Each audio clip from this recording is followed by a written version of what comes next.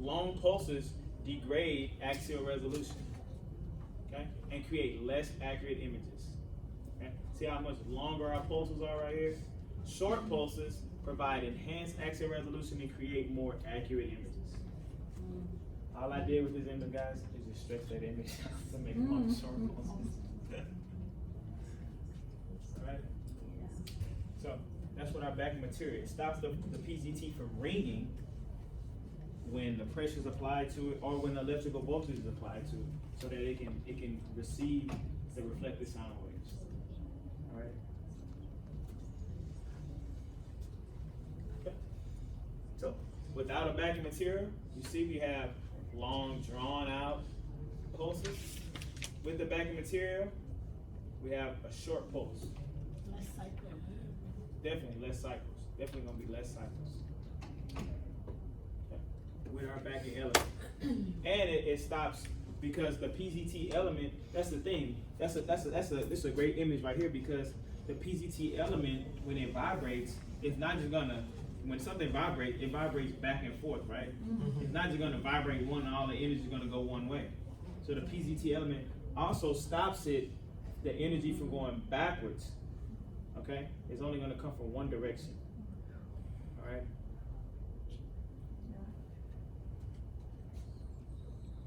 Okay, so some characteristics of the backing material would be a high degree of sound absorption, of course, right? Because we need that cork or whatever, rubber, whatever it's made out of, to stop those sound waves so we can get our reflected sound, okay? So we can create our images, okay? So it has a high degree of sound absorption, okay? We need it to absorb the sound so we can stop the ringing, all right? And has an acoustic impedance similar to that of the PZT. All right, of course, it only makes sense, right? We want all our stuff to be similar in impedance, so we're not losing valuable information, diagnostic information. All right? So those two right there are our characteristics of the backing material, guys. Those are characteristics of the backing material right there. All right? But just like these are the characteristics, there are also consequences to using the backing material, such as decreased sensitivity, wide bandwidth, and low Q factor. Okay. And we're going to talk about all of these things individually. But these are if I ask you to list the 3 consequences of using a backing or damping layer, right here, guys. Decreased sensitivity, wide bandwidth, and low quality factor. Again, the reason is low. Think about what I just said earlier. If I have a continuous wave transducer, I have 2 12 megahertz transducers. One continuous wave, one is a diagnostic ultrasound transducer, right? If my continuous wave transducer is always resonating at 12 megahertz, that's going to be a higher quality sound being emitted, right? Because it's always working at where it should. It has a high quality factor. It's always functioning at 12 megahertz, no matter what. The reason our transducers have a low Q factor is because by the time it's being stopped or that sound is being absorbed from ringing, it has a range of frequencies. Okay? It has a range of frequencies. Therefore, the quality factor is lower because even though it's labeled as a 12 megahertz transducer, it has frequency ranges above and below 12 megahertz because of the backing material. Okay, so that's going to cause our quality of that sound to be lower because it's not representing what it's labeled as all the time. Okay? So our continuous wave transducer can constantly resonate 12 megahertz all day long. I'm just going to constantly resonate. Boom, like when you flick a guitar string, ding, ding, ding, ding, and it starts just constantly vibrating. And when you stop it, to us, when you feel it, you can feel the vibration, that it takes a second to stop it from completely vibrating, right? That's what we're talking about right there. Or when we plug it, it can just keep vibrating at the same frequency for a long time. But when you put your thumb on it to stop it, then it takes a second for it to stop. All right? That's what I'm talking about Q factor, low quality factor. So, a backing material, again, our number one consequence would be decreased sensitivity. What are our Hey, what are my characteristics of the backing material again? The characteristics of the backing material is to decrease the sound absorption. High degree of sound absorption, and what else? And I guess to absorb the ring. So far from that. Similar impedance. Similar impedance to that of the PZT. I want you guys to know the difference between our characteristics and our consequences. Okay? That's why I have them listed in this way right here. Our characteristics, a high degree of sound absorption, and acoustic impedance similar to that of the PZT. Our consequences are things which are detrimental to the sound, or detrimental to using the backing layer, would be these three right here: decreased sensitivity, wide bandwidth, low Q factor. All right.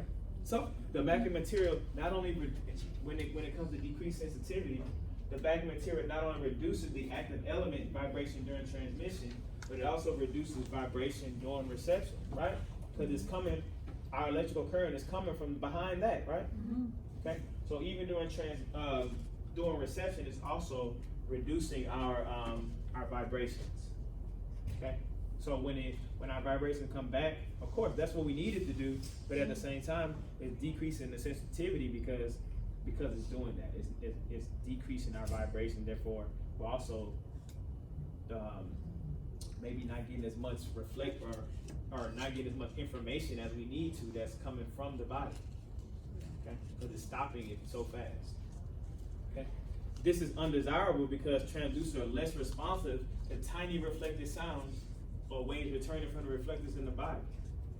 Okay, so therefore we're only getting the so basically that's saying like there's a threshold of sound that this transducer can receive, right? Because if it's not able to receive those tiny reflected sounds, then that's still a loss of information, right? So that's bringing our 1% down even more, because now we're only getting a certain level of reflected sound back. If it doesn't come back at this strength, then we won't get it. Okay, so that's what we mean by decreased sensitivity, because some of those low-level sound waves that were coming back from the transducer, you know, during reception, are not actually turning into an image. They're being lost because of our backing material. Okay. Decreased sensitivity means that during reception, transducers with dampened material are less able to convert low-level sound reflections into meaningful electrical signals. That's the decreased sensitivity right there in a nutshell right there, guys. Okay. During reception, transducers with dampened material are less able to convert those low-level sound reflections into meaningful information, okay, or meaningful electrical signals to be taken back to the receiver, which makes our images.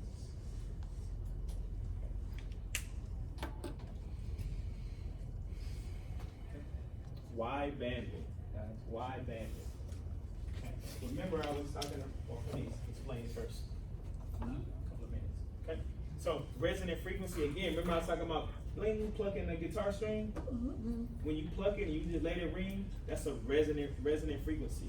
When an object vibrates freely for a long time at a single frequency, such as a continuous wave transducer, it's always going to vibrate at the frequency it's designed to vibrate to.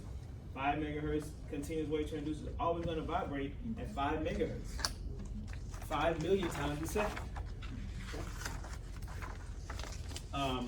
Again, when the guitar string is plucked, a long pure tone is produced. Okay. When backing material is applied to a vibrating object like the PZT and the crystal is prohibited from vibrating freely. Right? It's stopping. It's trying to stop that sound. Right? It's trying to stop those vibrations anyway, because we want short pulses. Okay. So that's going to lead us to wide bandwidth, also known as broad band, which means a range of frequencies. Bandwidth means range of frequencies. The PZT is restricted. The pulse emitted by the imaging probe is short in duration. Is a short duration sound click, rather than a long tone or a steady long tone. When you plug it, you can kind of hear it vibrating at a single frequency the whole time. Then you just click and it stops. Right? Okay. That sound click is short. It contains sound at many different frequencies, both above and below the transducer's main frequency. Remember I said this already, right? So, guys, please refer to figure 8.2. Are we there yet? 8.2? And I'm going to draw this image real quick. Okay. After I finish this. So the term bandwidth simply means, guys, a range of frequencies. That's all. Range of frequencies. I should have bolded that. Range of frequencies is what bandwidth is. Okay. It is the difference between the highest and lowest frequencies. So if we have a C5-3, what is my bandwidth?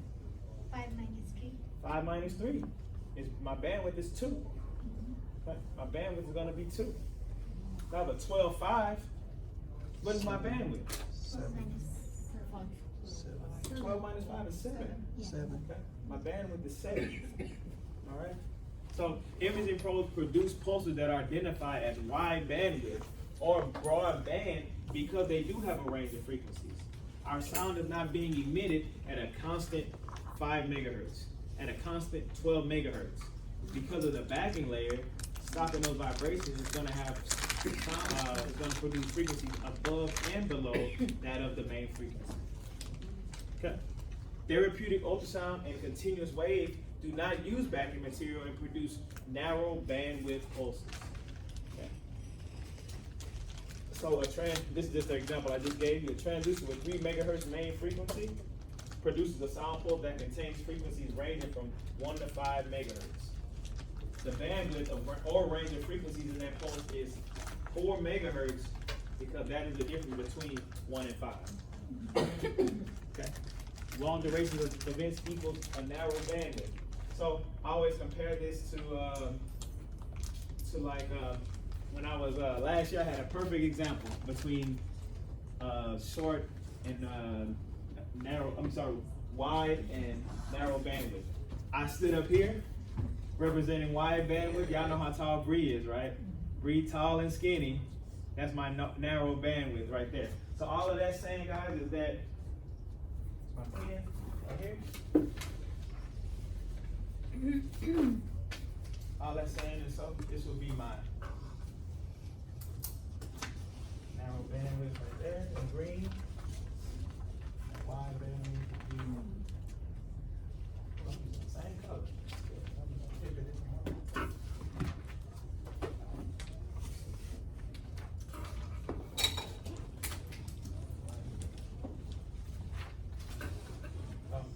All that's saying is that the middle will be our main frequency, right?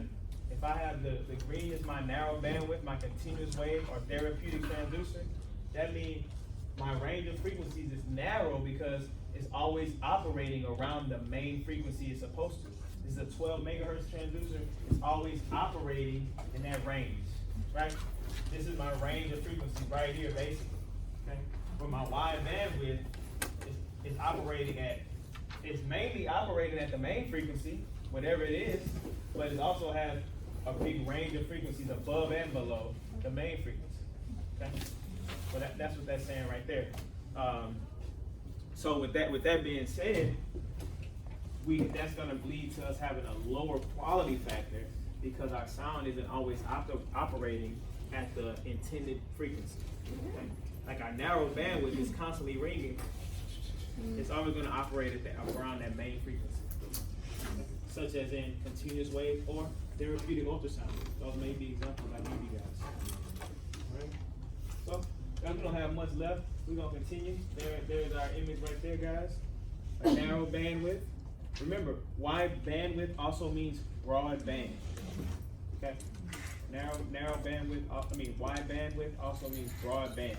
Diagnostic ultrasounds have wide bandwidth or they're considered broad bands. Okay? Continuous wave and therapeutic ultrasound transducers are considered narrow bandwidth. Okay? We'll pick up at Q factor when we come back. That's about Q factor. Because Q factor is related to the bandwidth. Alright? So this is just our image right here. Showing with this is some light damping. Narrow bandwidth right there. Narrow bandwidth right here. Pulse repetition period is 1 over the second. We have it's constantly ringing at the same frequency, right? Constantly ringing at the same frequency. Where with our pulses we have our heavy damping stopping, making us have this listening time right here. Making us have this listening time right here. and you see how our frequency has come down. See how our frequency it started off real nice, and then how it got smaller and smaller, where the frequency of this sound remains constant. Okay, that would be considered narrow bandwidth. It's staying at the same frequency the whole time. Where this one has heavy damping, is broadband because it has a big range of frequencies. The wavelengths are much shorter, are different. It's just an example. Just an example of light damping to heavy damping. Okay. The effects of damping on your transducer. Okay. Remember, there's 3 consequences, guys. What are they? Decrease sensitivity. Wide bandwidth, low Q factor. Wide bandwidth, low Q factor. Yep. Wide bandwidth, low Q factor. We're gonna finish up, guys.